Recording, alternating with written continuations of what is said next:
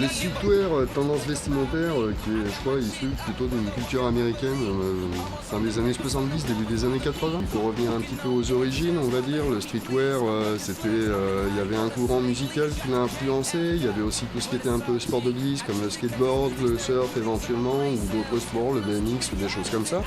Et aujourd'hui, la panoplie, pareil, est très large en fait. À la base, le streetwear, c'est surtout être bien dans son vêtement et être confortable. Donc ça peut aller d'une marque workwear comme Carhartt qui a été un petit peu détournée, à des marques purement skate, style un DC Shoes, un Stussy ou d'autres éventuellement. Et aujourd'hui, on est par exemple sur une tendance assez rétro-sport.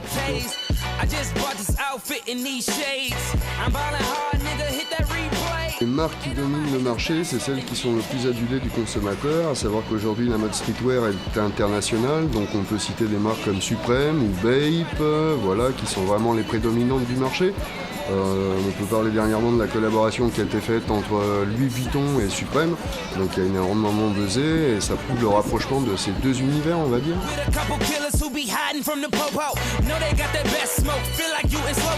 L'univers du streetwear, en fait, ça tourne un petit peu en boucle, parce que là on est en 2018 et aujourd'hui la mode streetwear reste sur des choses basiques, c'est-à-dire un pantalon cargo, un jean, une paire de Vans éventuellement.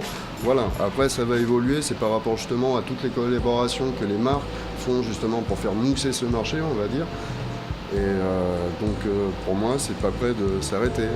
When I start to care, then I find there is no one there, but I think of you, and I know we are something new.